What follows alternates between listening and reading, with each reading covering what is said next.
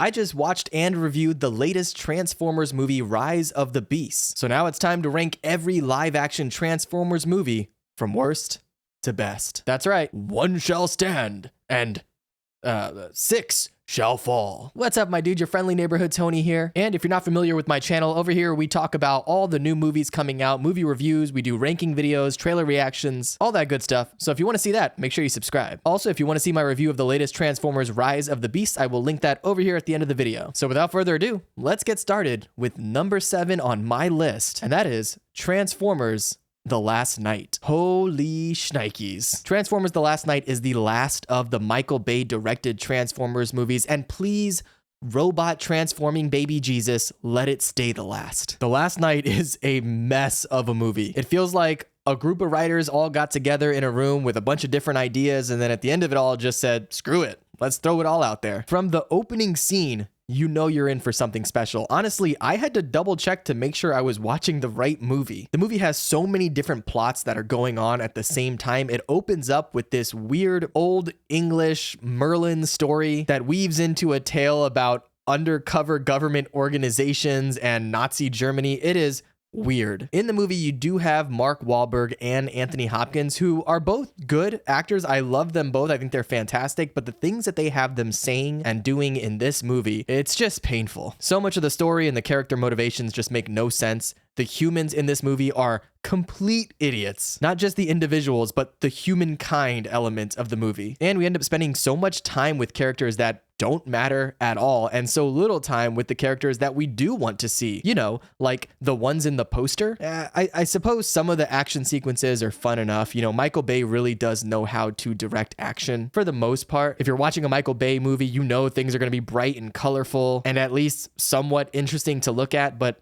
that's about it for this movie. Transformers The Last Knight is about as deep as a puddle. And if I can save someone from wasting their precious life force watching this movie, then I will have lived a life with purpose. Is that too much? All right, let's move on then. Coming in at number 6, I've put on my list Transformers Age of Extinction. Now, I know a lot of people have this one as the last movie on their ranking. And to be honest, it was kind of a toss-up between The Last Knight and Age of Extinction for me. The only thing that saves Age of Extinction from last place, just barely, is the concept behind the movie. It's interesting enough and it kind of makes sense. Humans are hunting down the different Transformers and trying to flip their tech to be used for their own selfish gains. And I mean, yeah, that sounds like something humans would do. Now, of course, the concept is sound, but they don't execute it very well. And it kind of just becomes a jumbled mess. Also, I can't really talk about this movie without mentioning some of the really creepy aspects of how Michael Bay handles Mark Wahlberg's daughter in the movie. They insist several times throughout the movie that she's only 17, but then they have scene after scene of her in super short shorts, making jokes about, you know, could your shorts be any shorter? And then also making jokes about statutory rape, being that she's dating a guy who's in his 20s. It's just odd and a little creepy. Also, it's far and away the longest Transformers movie in the entire franchise, and you absolutely feel that. By this point, it just feels like Michael Bay has completely checked out, and honestly, so did I. Don't worry though, the movies in the ranking are going to get better.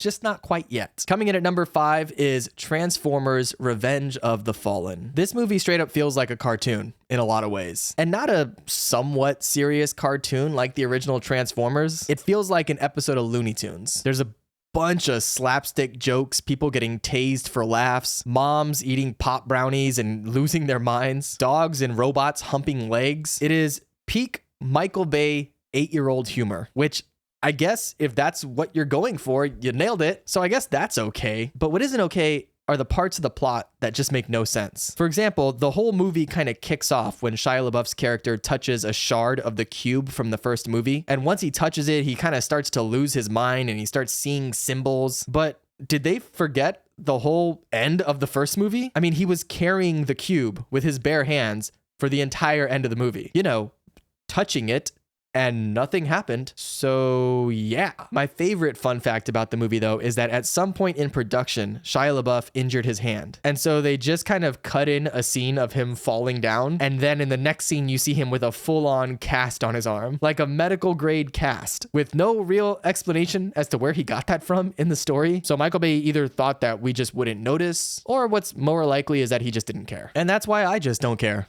about Revenge of the Fallen. Coming in at number 4 though, is Transformers: Dark of the Moon. This is the, I don't know, the fifth movie in the franchise. At this point, they're all kind of running together, I'm not gonna lie. The good news is we're getting to the more bearable half of movies in the ranking list. In Dark of the Moon, Sam Witwicky and his new supermodel girlfriend team up with the Autobots again to stop the Decepticons again from getting a thing again. That's gonna help them destroy the world again. Now look, with this movie, you can definitely tell that Michael Bay is trying to be a little less sophomoric with his jokes. So props to him for that, you know, credit where credit's due. Unfortunately, he still has us spending just way too much time with characters we don't care about. Specifically, all the time in the movie that we spend with Sam Witwicky going to job interviews and dealing with his own interpersonal drama.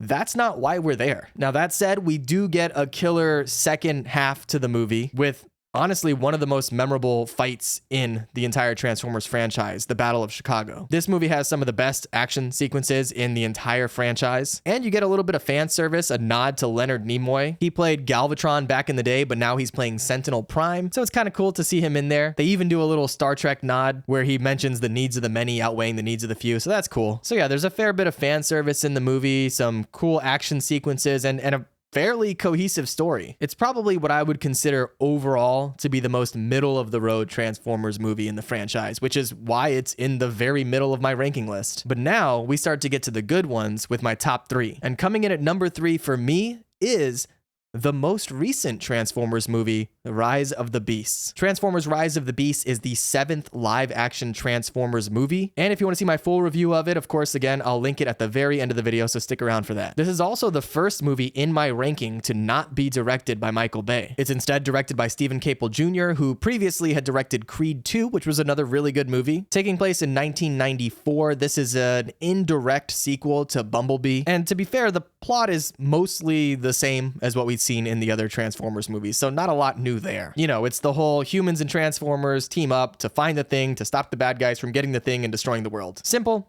but effective. Effective because I feel like this movie follows that kind of thread a little bit better than most of the others. Although I would have liked to see more from it, some new interesting plot development. We're still introduced to some cool new characters, particularly with the Maximals, who, if you're a kid like me that grew up on Beast Wars, you're gonna love to see them in this movie. Also, the human characters in this movie aren't all that bad. I really like Anthony Ramos. I think he's a fantastic actor, and you get a lot from his character in this movie. The action sequences are also way better than what we've seen in a lot of the Michael Bay movies, in my opinion. We can actually see what's going on with the Transformers as they fight each other, as opposed to it just being a jumbled mess of metal parts. Now, despite that, it's not perfect. The middle of the movie kind of slumps for a bit, so there's definitely some pacing issues there. And like I said before, the plot is super formulaic. It's pretty much exactly what we've seen in most of the other Transformers movies, so I would have liked to see a lot more there. And hopefully in whatever sequels they have coming down the road, we get to explore more of the history of the Transformers. I would still love to see a full-on Beast Wars movie or a War for Cybertron movie. Let's go. Okay, before we get into my top 2 and I reveal my favorite Transformers movie of all time, let me know your ranking in the comments below. Do you agree with any of the movies that I have in mind? Whatever you think, whatever your ranking is, let me know in the comments, and please do, let's try to keep it civil. I know we can get really passionate about our childhood fandoms, but be nice. Okay, coming in at number 2 for me, and this was a really difficult one, but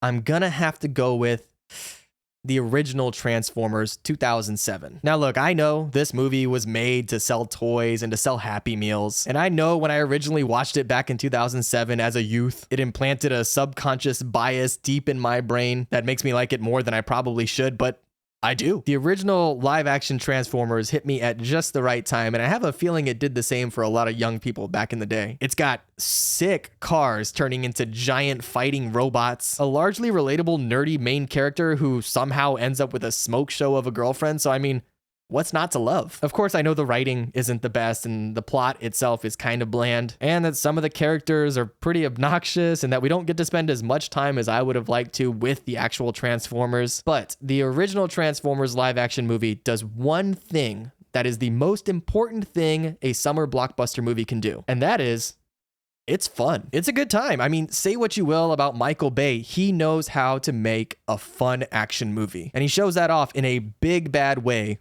with Transformers 2007. So I had to put it high on my list. And of course, for me, that means coming in at number 1, there's only one left. That is the 2018 movie Bumblebee. Now, of course, even though Bumblebee did come out in 2018, the movie itself, the story takes place in the 80s. And it's a bit of a spin-off slash reboot of the original Michael Bay franchise. It follows Haley Steinfeld and Bumblebee as they fight back against the Decepticons and also deal with the human military. And along the way, they learn a lot about themselves. This, I think, is the most unique of all the Transformers movies that we've gotten, in that it leans heavily into the kind of human emotions and less into just seeing stuff get blowed up real good. Granted, there's still plenty of really cool action moments and combat scenes and scenes with Transformers doing all kinds of really cool stuff, but it's a lot more than that, and we really hadn't seen that up until this point. You know, in the prior films, all of the characters were really kind of caricatures, but here we really grow to feel not only for Haley Steinfeld's character, but for Bumblebee as well. We get a lot of emotion out of him. It's definitely the most grounded Transformers movie. Well, I mean, you know, as grounded as you can be when you're dealing with a bunch of transforming robot cars that are also aliens. Also, I know there are a lot of similarities between Bumblebee and movies like E.T., but you know, I mean, if it ain't broke,